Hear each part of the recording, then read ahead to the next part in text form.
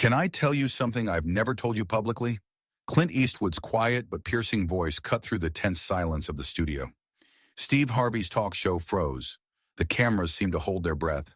Steve froze, his fingers instinctively clutching the cross on his chest. The audience was completely absorbed in the moment, as if the entire space had narrowed to these two figures under the spotlights.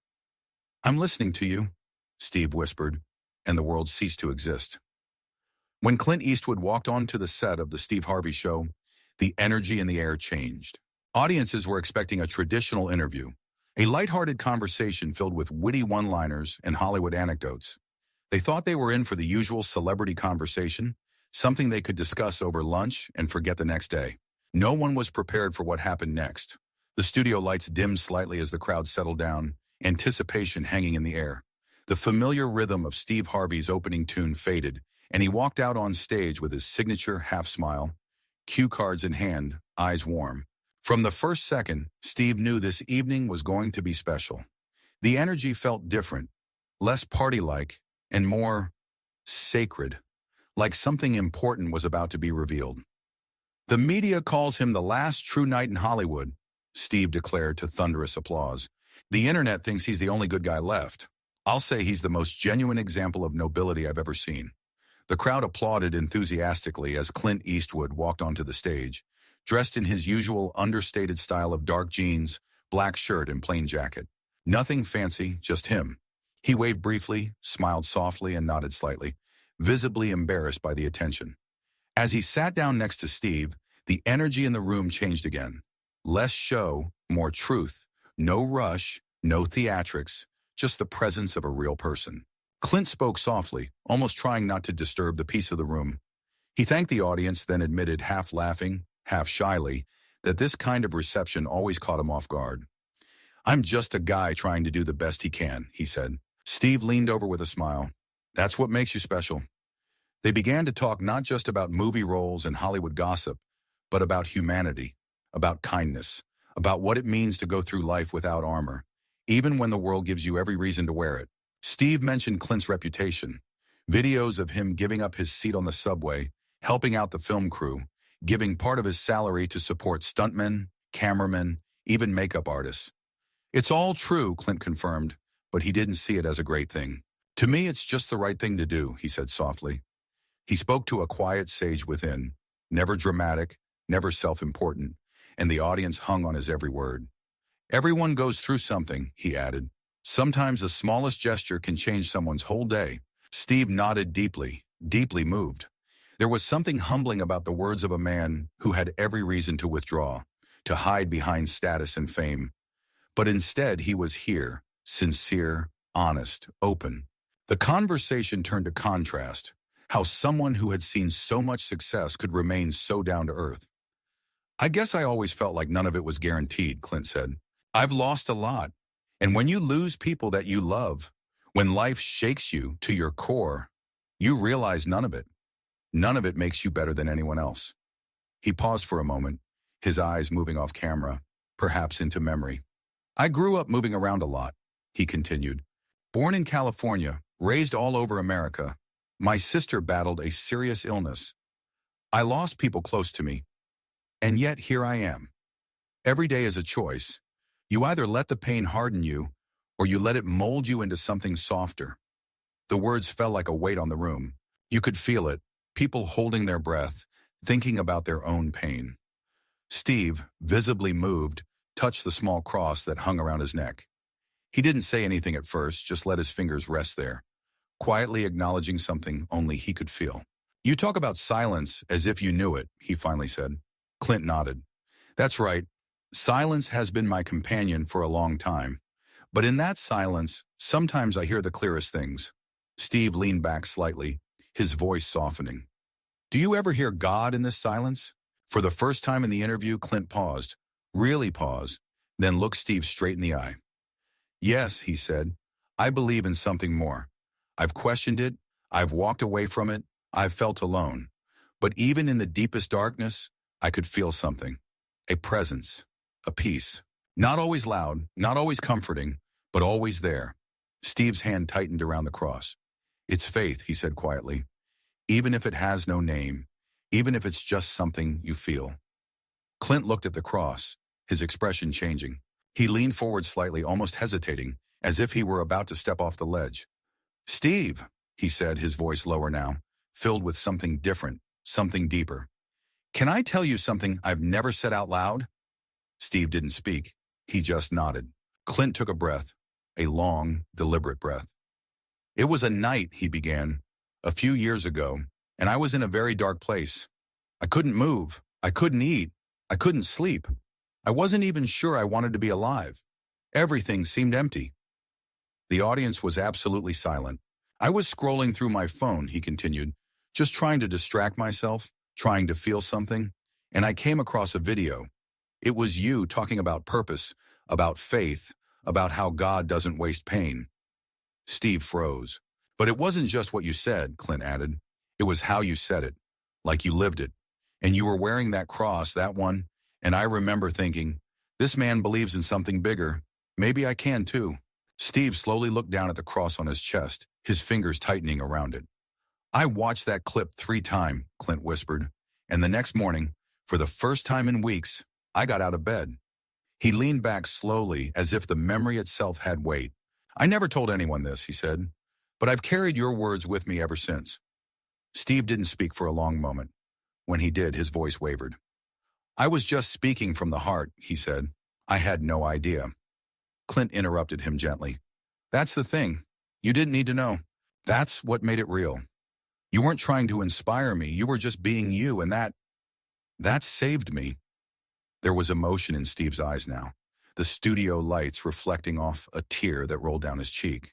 "And that cross you wear," Clint said, his voice now full of reverence, "it's not just a symbol. It's a sign, a message. You think you're just a comedian with a faith. But Steve, I think you're more than that." Steve looked at him with confusion but openness. "I think you're a servant in disguise," Clint said, "and I have something else to tell you that might change your life, just like you changed mine." The studio went silent. Even the cameras seemed to pause, and Steve, still holding the cross around his neck, whispered one word. "I'm listening." There was a silence on the stage that didn't feel like television anymore. Not a pause between laughs, not a dramatic moment. This was something else, something deeper, the kind of silence that only comes when the truth enters the room. Clint Eastwood had just leaned toward Steve Harvey, his eyes sincere, his voice soft but firm. "Can I tell you something I've never revealed publicly?" he asked, and Steve, surprised but confident, gave him space. Now Clint leaned back in his chair, adjusting slightly, like a man about to open a door that had been closed for a long time. The audience was completely still. No whispers, no fidgeting, just pure human attention. Clint took a slow breath. His eyes didn't wander. They remained fixed on Steve, but what he saw was far away. "There was a time in my life," he began, "when I couldn't find a reason to wake up." Steve didn't flinch, but his body froze, as if his soul had leaned forward. "I've lost people," Clint continued, "not just to death, to life, to time, to pain, one by one." His voice was calm, but every word seemed to echo off the walls of something buried. "I guess I didn't cry right away," he said softly. "Grief isn't always loud. Sometimes it's quiet, so quiet you forget you're alive." The audience sat with bated breath, some leaning forward, some huddled close to themselves. "I kept working," he said, "kept giving interviews, kept playing roles because it's easier to disappear behind a character than to be yourself when you're broken." Steve's fingers found the cross on his neck again.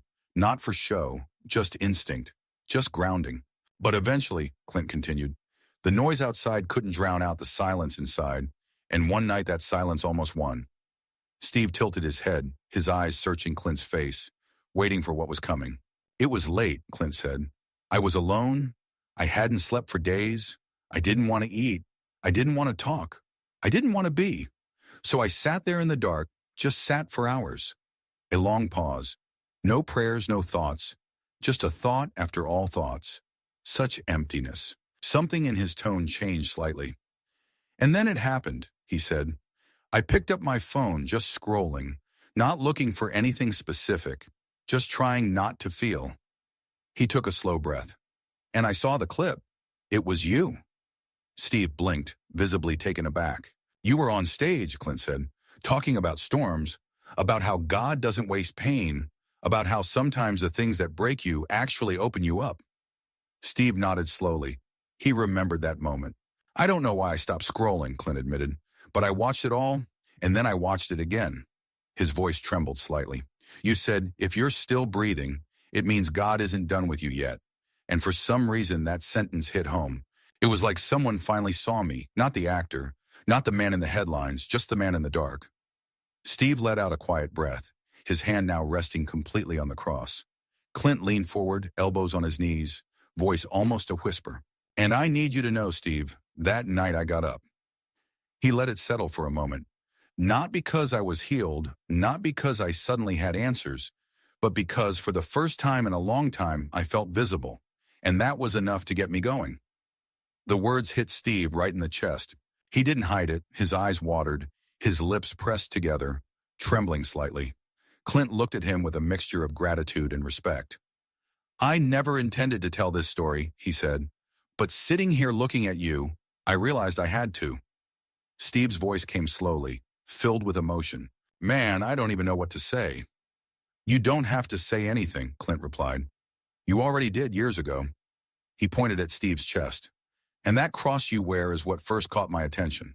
Before your words, before your message. That symbol was a beacon at that moment. Steve's gaze fell to the cross again, his hand instinctively tightening around it. I continued to watch your message over the next few days, Clint said. Not because it fixed me, but because it reminded me that healing doesn't require answers, only hope. The audience remained quiet, some now visibly emotional, several wiping their eyes, others simply sitting, taking in the proceedings. Steve leaned back, swallowing hard. You think you're just talking? Clint said. Just entertaining, just surviving. But that night you did more than that. You lifted up someone who didn't have the strength to stand up. Steve closed his eyes for a second, taking it in. I needed to tell you, Clint continued, because the world knows you as a host, a comedian, a motivational speaker, but I don't think that's the whole truth.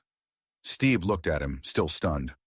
I think, Clint said slowly, you're a servant in disguise. There was a long silence. Steve's eyes filled up again, and he shook his head gently, not in denial, but rather in disbelief, humble disbelief. Have you ever wondered why people are drawn to you? Clint asked. All the time, Steve admitted. Clint smiled softly. That's because they don't just hear your voice, they feel your spirit. You carry something sacred, man. Steve laughed, a short, broken laugh. I'm just trying to survive like everyone else. That's what makes it real, Clint said. You're not trying to be anyone other than who you are, and because of that, you reach people you'd never meet. He looked towards the audience. People in rooms like this, people on the other side of the screen, people sitting in silence like I sat. Then he turned back to Steve. And I know it's hard sometimes carrying that kind of weight, not knowing if what you're doing even matters. Steve nodded slowly, visibly affected. But I'm here to tell you, Clint said, it matters. And just when the moment seemed to reach its emotional peak, Clint's expression changed slightly, but it was undeniably more serious, more intent. He leaned down, lowering his voice. Steve, the way you wear that cross is more than just a symbol. It's a sign, a message. And today I have something to tell you that can change your life, just like you changed mine. Steve looked up, startled by the change in tone. The crowd leaned forward, too, sensing it. What do you mean? Steve asked softly. Clint's eyes didn't blink. I've kept these words for years, he said. They came from you, and today I need to say them back to you. Steve sat motionless, breathing unevenly. Clint nodded once. Because I think you might have forgotten their power. The weight of the moment hung thick in the air. Steve Harvey sat frozen, eyes still fixed on Clint Eastwood, who had just leaned over, his voice calm and unwavering, and said, I need to say these words back to you today because I think you may have forgotten their power. The studio was silent. Even the background noise of the camera seemed to fade as Clint straightened, breathing deeply, as if preparing to revisit a sacred memory. I remember the lighting in the video, he began. It wasn't perfect, a little grainy. You were on stage holding the microphone in one hand, your other hand was resting right on your chest, over this cross. Steve nodded slowly, already feeling the emotions building inside him. You spoke of purpose, Clint continued, but not in some polished, rehearsed way. It was like you were fighting through your own story as you told it. You said that pain has a language, that when someone who's been through something speaks, it cuts through the noise. He paused, meeting Steve's gaze. And then you said something that stayed with me. God doesn't always call the qualified, he qualifies the called. Steve's lips parted, just barely, his hand dropping to his chest again, to the same cross Clint had described. You said that God uses ordinary people to do extraordinary things, Clint added, that even if you think you're just telling jokes, just paying bills, just trying to get through tomorrow, God can use that very thing to change someone's life. Steve leaned forward, elbows on his knees. That old clip coming back to him now, the one he'd recorded years ago after a show when he'd hit a low point and decided to speak from the heart, unscripted. And I realized something that day, Clint said. It wasn't just your words, it was the way you said them. You believed in them, and that belief, it ignited something in me. He looked down for a second, his voice softening. I lost my sense of direction. Grief, silence, they buried my compass. But when I heard those words and saw you carrying them, it reminded me that even in my lowest moment, I was not invisible. He looked at Steve again. You were a stranger to me, but in that moment, you became a beacon.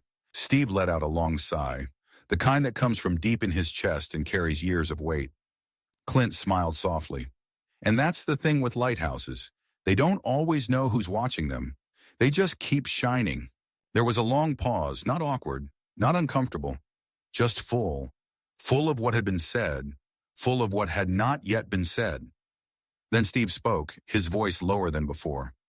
You know, sometimes I wonder if I've done enough, he admitted. All this comedy, hosting, performing, does it really mean anything? Clint leaned forward slightly. So, I'm living proof. Steve shook his head, overcome. I was just trying to survive, man. I wasn't trying to save anyone. And that's why, Clint said, you saved. The audience stirred, small sounds of emotion breaking through the stillness. Several people wiped their eyes, others simply sat in quiet respect.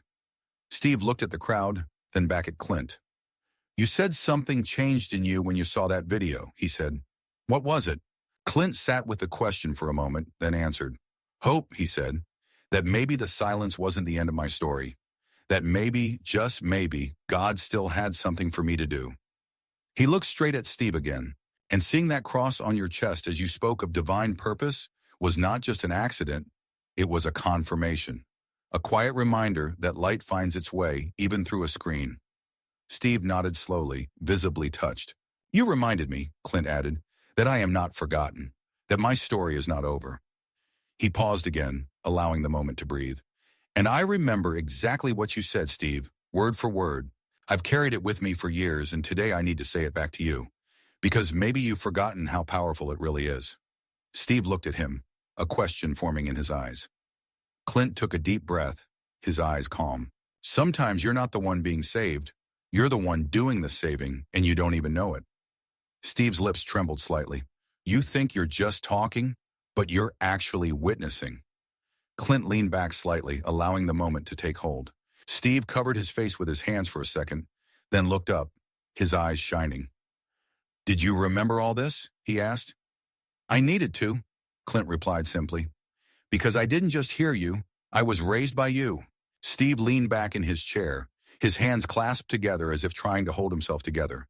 The room seemed to shift again, more than just the stage, more than just the show.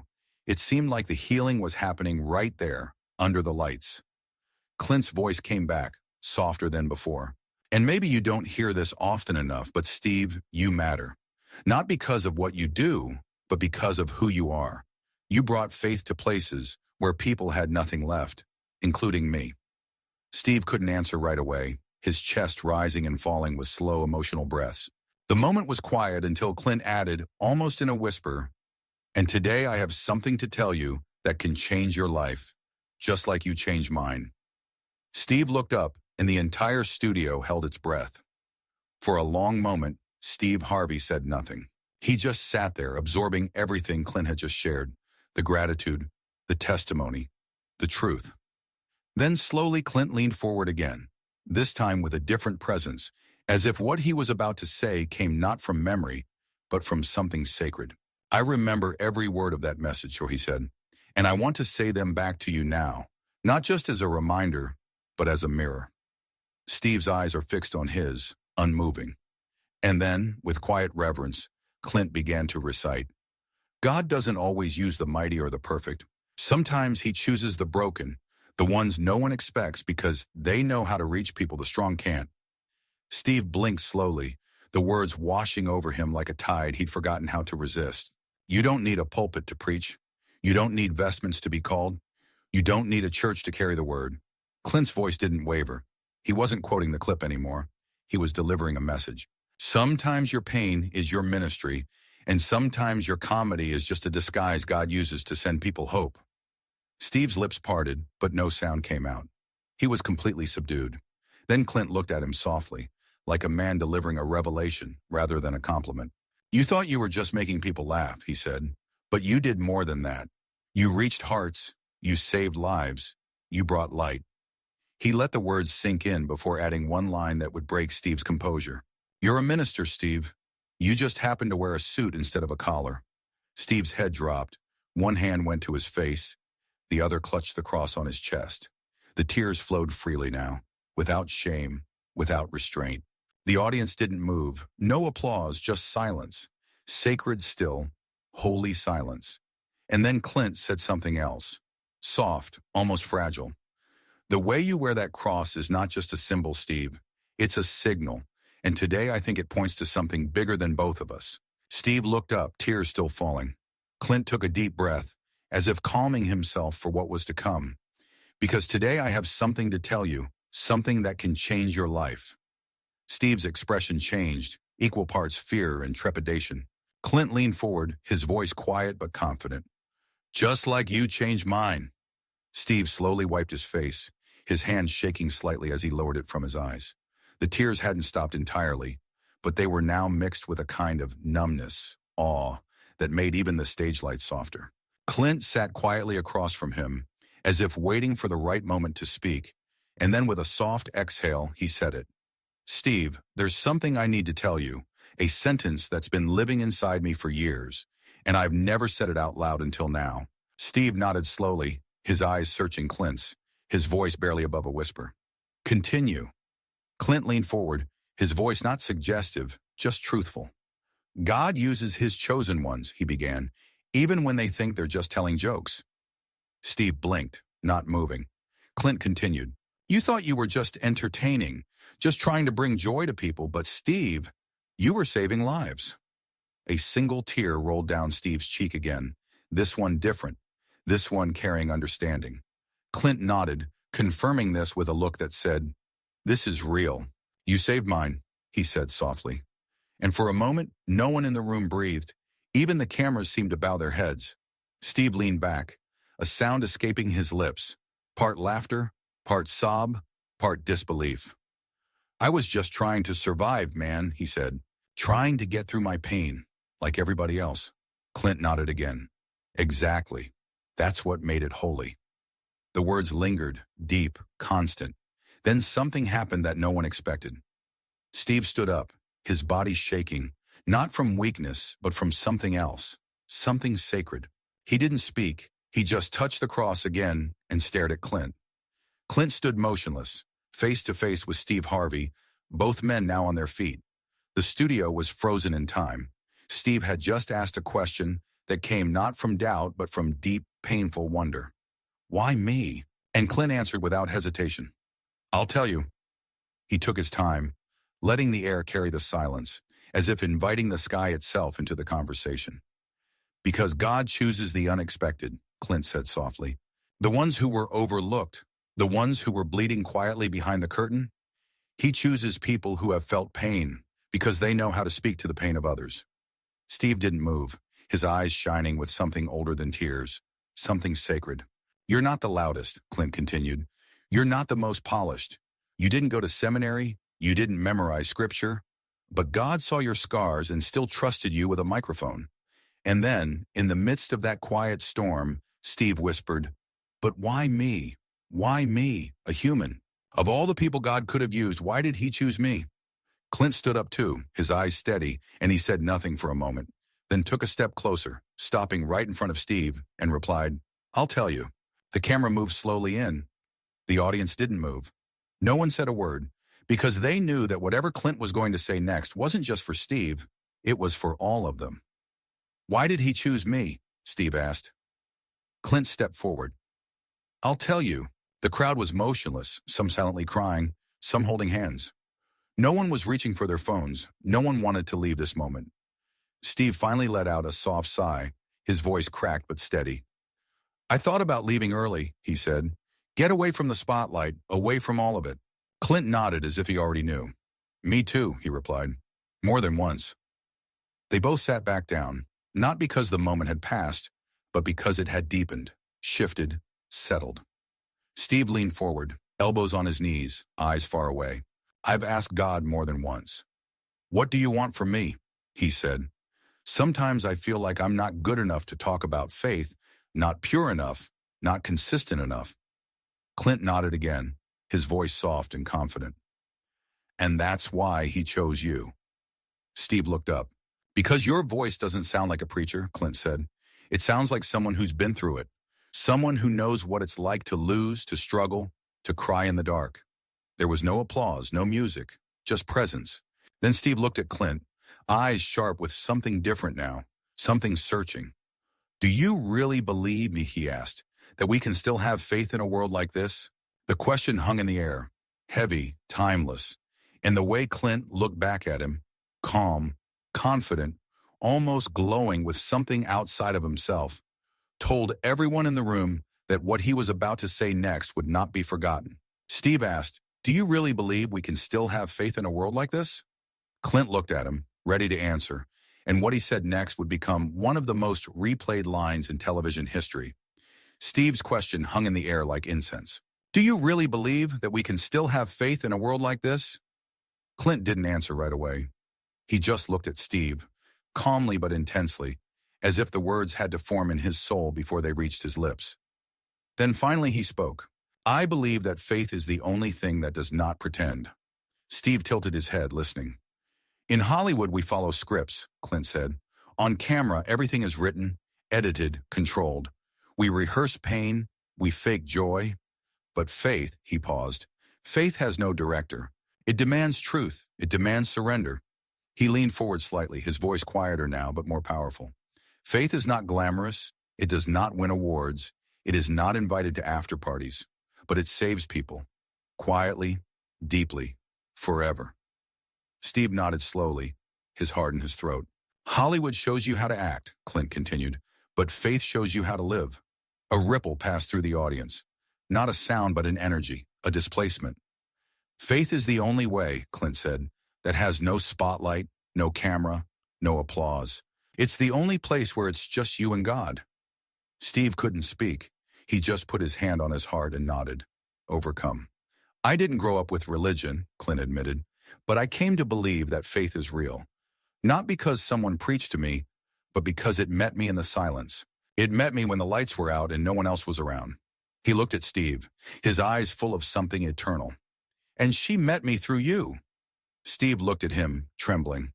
"Not through the Hollywood version of you, but through the real you, through the broken but still standing version, through the man with the cross on his chest who had the courage to speak life into a stranger through the screen." Clint stood up, and after the blow, Steve stood with him. They looked at each other for a long moment. Two people, two lives shaped by pain, now bound together by grace. Then Clint stepped forward and opened his arms. Steve walked in without hesitation. They embraced, not as actor and host, but as brother and brother. The audience rose slowly, respectfully. No one clapped yet. It did not seem right to interrupt the sacred. Finally, Steve turned to the crowd, his voice cracked but full of spirit. "I've had a lot of moments on that stage," he said, "but this was the greatest gift I've ever received."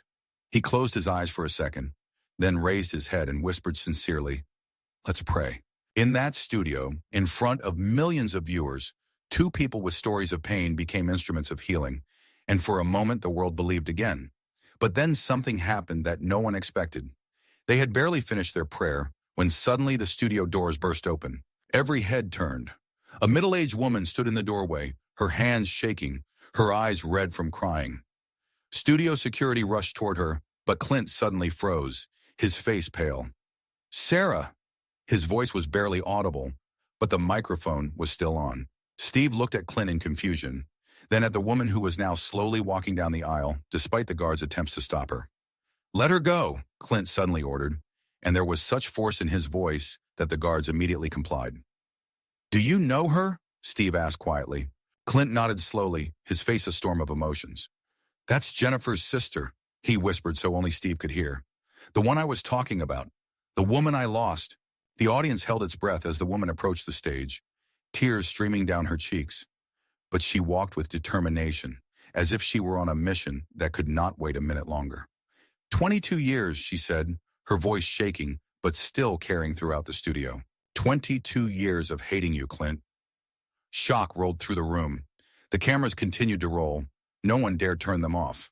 What was happening was too sincere, too raw to be interrupted. Clint walked slowly down from the stage and stood in front of her, his shoulders slumped but his eyes looking straight ahead. "I know, Sarah, and I deserve every second of your hatred." "I blamed you for her death," the woman continued, her voice breaking. "I told everyone that if it weren't for you, she would still be alive, that you broke her heart, that you abandoned her when she needed you most." Clint didn't defend himself. He just stood there and took every word as a blow that was meant to be thrown at him. "I watched the show today by accident," she said, wiping away tears. "I never watch your interviews. I change the channel when I hear your name. But today, the TV just happened to be on this channel." Clint nodded, his eyes filling with understanding. "And you heard," he said quietly. "I heard the truth." Her voice rose, filled with 2 decades of pain. "I heard that you loved her, that losing her broke you just as it broke me, that you didn't just carry on as if nothing had happened. You died inside every day." Steve stood up slowly and walked towards them, his hand still clutching the cross on his chest. "I never wanted you to think otherwise, Sarah," Clint said, his voice full of pain. "I just didn't know how to explain." "Why didn't you come to the funeral?" she asked sharply, and it was a question that had obviously been nagging at her for years. A wave of shock swept through the studio. No one knew this detail about Clint Eastwood's life.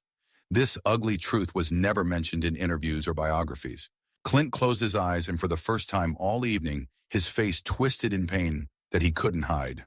"Because I was a coward," he said, and the words took an incredible amount of effort. "Because I couldn't stand there and watch her go into the ground and know that some of it was my fault. Because I didn't deserve to say goodbye to her." "Your fault?" Sarah stepped closer. Now she was face to face with the man she had hated for half her life. "What do you mean?" Steve made a move to intervene, to protect his guest from this unexpected revelation. But Clint stopped him with a look. "No, Steve," he said quietly. "Maybe that's part of the plan too. Maybe the truth is finally about to come out." He turned back to Sarah, his face reflecting the determination of a man ready at last to bear his punishment. "The night Jennifer had her accident," he began, and the studio fell silent. "She was driving to my place. We had an argument on the phone. I told her not to come. Told her I needed time, but she drove anyway, in the rain, on those winding roads." Sarah pressed her hand to her mouth, her eyes widening. "She was trying to call me when it happened," Clint's voice broke. "She was dialing my number. They found the phone in her hand. And I turned off my phone, Sarah. I turned it off because I was angry and stubborn." Sarah staggered, and Clint instinctively reached out to steady her, but stopped, unsure if he had the right to do so. "You never told anyone about this," she whispered. "All these years." "How could I?" he asked, unshed tears glistening in his eyes. "How could I tell the world that the woman I love most in the world died trying to call me? That if I'd just answered, she might still be alive? That if I hadn't been such a selfish idiot, she might have—" His voice broke off. For a few moments, the only sound was his labored breathing. "That's why I didn't come to the funeral," he finally continued. "I couldn't stand there with you and your family, knowing that I had the chance to save her, and I missed it. I didn't deserve to grieve with you." Sarah looked at him for a long moment. Years of anger and pain reflected in her eyes, but there was something new there too, a glimmer of understanding. "You've been punishing yourself all these years," she said, not asking, but stating. Clint nodded. "And it would be better if he punished," his voice was quiet but firm, "every single day." Steve, who was standing nearby, silently placed his hand on Clint's shoulder, a gesture of support, a silent testament to his own understanding of human pain. "Jennifer loved you," Sarah said suddenly, and the words came out of nowhere. She loved you so much that it sometimes scared even me. Clint closed his eyes, accepting the words as the holy truth he didn't deserve to hear. Her last words, Sarah continued, tears now streaming down her face in a steady stream. The ones she managed to say to the paramedics before she left. They were about you. It became so quiet in the studio that you could hear a tear fall. What did she say? Clint asked, barely audible. Sarah took a deep breath. Tell Clint I still love him. Clint's legs buckled. Steve was there, holding him up. Clint Eastwood, Hollywood legend, unwavering action hero, sank to his knees right there in front of millions of people, his shoulders shaking with silent sobs. I didn't tell you, Sarah admitted, her voice shaking with emotion. I was so angry at you, I decided that you didn't deserve to know, that it would be my revenge. And all these years, I kept it inside, feeding my hatred with a secret. Steve stood next to Clint, his hand tightly gripping his friend's shoulder, his own eyes shining with unshed tears. I wanted you to suffer, Sarah continued, her voice growing firmer. I wanted you to never know that she forgave you. I thought it would make you suffer forever. Clint looked up slowly, his face wet with tears he no longer tried to hide. I've suffered enough, he said simply. Every day, every night, not knowing, not hoping for forgiveness. Sarah nodded, suddenly looking very tired. And now I see that my revenge has turned against me, she said quietly. Because holding this hatred in my heart, I have not only haunted you, but myself, and perhaps even her.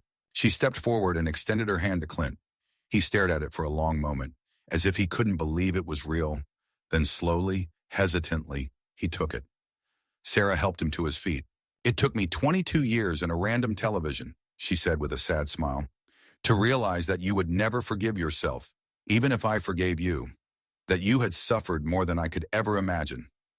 Clint stood before her, completely exposed, all masks removed, all walls destroyed. I don't deserve your forgiveness, Sarah, he said quietly. It's not what you deserve, she said, and there was a strange calm in her voice, as if a storm that had been going on for years had finally died down. It's what Jennifer needs, what I need, what maybe we all need. Steve took a step forward, his voice hoarse with emotion. Sometimes forgiveness isn't something we give to others, he said quietly. It's something we give to ourselves. Sarah nodded, not taking her eyes off Clint. I held on to my hatred for so long, she admitted. It became part of me, my identity. I didn't know who I would be without it.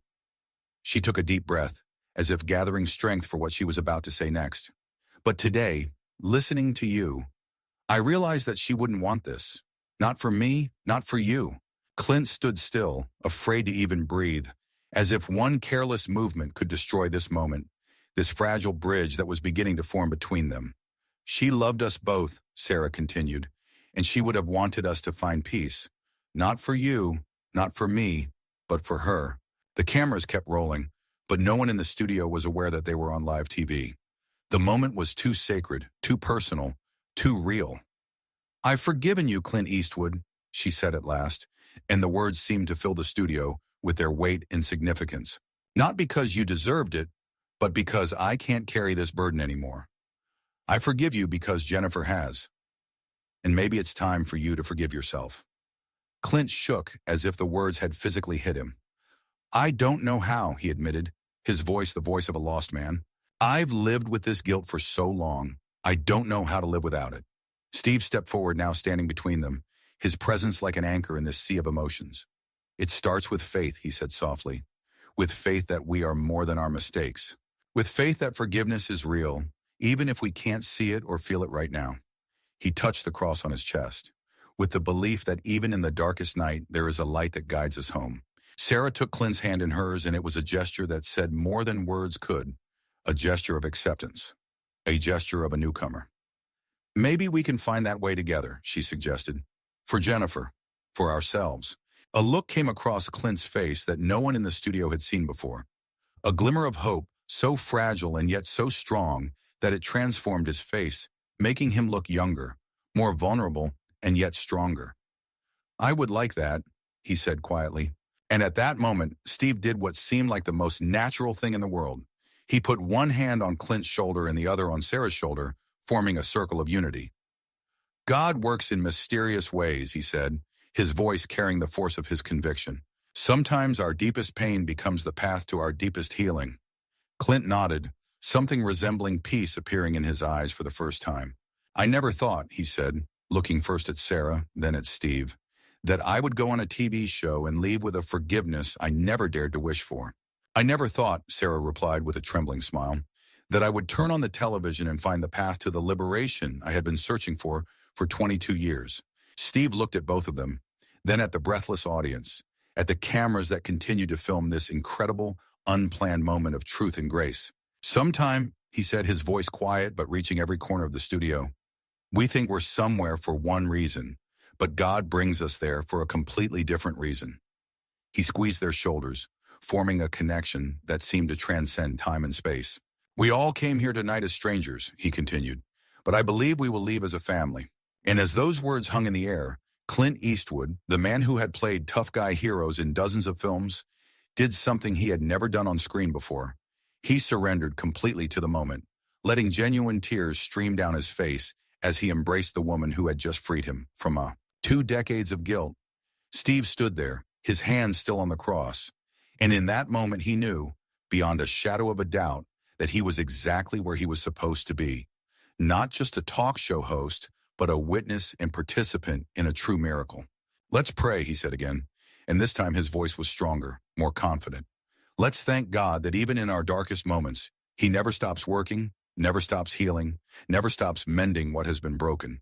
And as the studio bowed their heads in prayer, an unexpected figure appeared at the door. A young woman who looked so much like Sarah that there was no doubt about their relationship. She walked slowly down the aisle, her eyes wide with surprise, her face a mixture of shock and awe. Sarah looked up and saw her, her mouth hanging open in surprise. Emily? The young woman nodded, coming closer. Mom, I couldn't believe it when I saw you on TV, she said quietly. I work as a production assistant at the next studio over at the same station, just 2 floors down from here. Someone showed me the live feed on the monitor and said, Emily, isn't that your mom up there with Clint Eastwood? I rushed over without a second thought. Her gaze moved to Clint, and there was no hatred in it, only curiosity and something akin to awe. You're Clint Eastwood, she said, and it wasn't a question. Clint nodded slowly, unsure of what to say to a woman who must have grown up hearing his name only in the context of tragedy and guilt. Are you Jennifer's niece? He asked cautiously. Emily shook her head, and what she said next made time stand still. No, she said quietly. I'm her daughter. Your daughter. Clint staggered as if he had been hit. Steve was there in an instant, supporting him, keeping him from falling. What? Clint's voice was barely audible, his face completely white. That's impossible. We didn't have... Jennifer wasn't... She was pregnant when she died, Sarah said, her eyes never leaving Clint's face. 8 months. A girl. The doctors performed an emergency C-section and were able to save the baby. She was born premature but strong. The doctors said it was a miracle she survived at all after that kind of trauma. And you never told me. Clint could barely speak, his voice hoarse with shock and sudden crushing realization. I didn't want you to be a part of her life, Sarah admitted, sounding remorseful. After the accident, when it became clear the baby might survive, I contacted lawyers. I intentionally left your name off the birth certificate. I arranged paperwork so you could never claim paternity. I used my connections in the medical community to ensure that all records of Jennifer's pregnancy remain confidential. She took a deep breath before continuing. I had some influence in town at the time. My late husband was a judge. I used every connection I had, every legal loophole, to protect Emily from you. I was afraid that if you found out, you'd use your celebrity and money to take her away from us, from me. And I couldn't lose everything that was left of Jennifer. Emily took a step forward, her eyes full of tears. All my life, I've known you were my biological father, she told Clint. But I only knew you as the man my mother held responsible for my real mother's death. The man I was supposed to hate. She paused, collecting her thoughts. But then I grew up and started watching your movies secretly, reading interviews, and I started wondering, maybe what I was being told wasn't the whole truth. Clint looked at her like a man seeing a ghost, and in a way it was. The ghost of an opportunity he thought was lost forever. How old are you? He asked hoarsely. 22, she replied. I turned 22 last month. That's how long it's been since Jennifer died. 22 years of guilt, pain, separation. And all the while, there's been this connection, this living bridge between past and present, between loss and hope. You have her eyes, Clint said, and there was such awe in his voice that even the most cynical people in the studio felt their hearts clench. Exactly the same eyes. Emily smiled through her tears. They always told me that I have her eyes and your smile. Clint raised his hand as if to touch her face, but stopped, unsure if he had the right. May I? He asked quietly. Emily nodded, and Clint touched her cheek softly, his fingers shaking. I didn't know, he said, and those 3 words held a whole world of regret, wonder, and sudden incredible hope. All these years, I didn't know. Now you know, Sarah said, and there was no longer any bitterness in her voice, only acceptance, and perhaps the beginnings of self-forgiveness. And maybe it's time for us all to really get to know each other, without secrets, without hatred. Steve stood next to him, his eyes shining with tears, his hands still clutching the cross on his chest. From the ashes, he said quietly, but his words echoed throughout the studio, reaching every heart. God creates something new. From our deepest wounds, he draws our greatest blessings. Clint looked at Emily, the daughter he never knew he had, the living embodiment of a love he thought was lost forever. I lost my faith the night I lost your mother, he told her, and I thought I'd never find her again. His gaze moved to Steve, to the cross, to the symbol that had brought him to this moment, to this incredible reunion. But maybe, he said, and for the first time in a long time, his voice sounded truly hopeful. Maybe faith never left me. Emily stepped forward and did what she had unknowingly dreamed of doing her entire life. She hugged her father, and when his arms wrapped around her, when he held the daughter he had never known he had, something was complete. A circle was closed. Sarah stood next to them, her hand finding Clint's shoulder in a gesture of reconciliation that had seemed impossible just an hour ago. And Steve Harvey, the man who started the evening, thinking it would be just another interview, just another show, stood there witnessing the miracle unfold before him, and he knew he would never again doubt his calling, his purpose, the power of his cross, and the words he carried into the world. God works his miracles through us, he said, speaking not just to the trio in front of him, but to every person in the studio, every person watching at home. Even when we don't realize it, especially when we don't realize it. And as the studio erupted in applause, as the tears flowed freely and without shame, Clint Eastwood, holding his newfound daughter in one arm and shaking the hand of the woman who had just freed him from 22 years of guilt with the other, knew that his life would never be the same. From darkness came light, from silence came words, from loss came reunion. And from one simple television interview came a healing that changed not only the lives of those on stage, but millions watching at home, reminding them that it is never too late for a second chance, for forgiveness, for a new beginning. Faith, Clint whispered, looking into his daughter's eyes that reminded him so much of the woman he had loved and lost, is truly the only thing that isn't fake.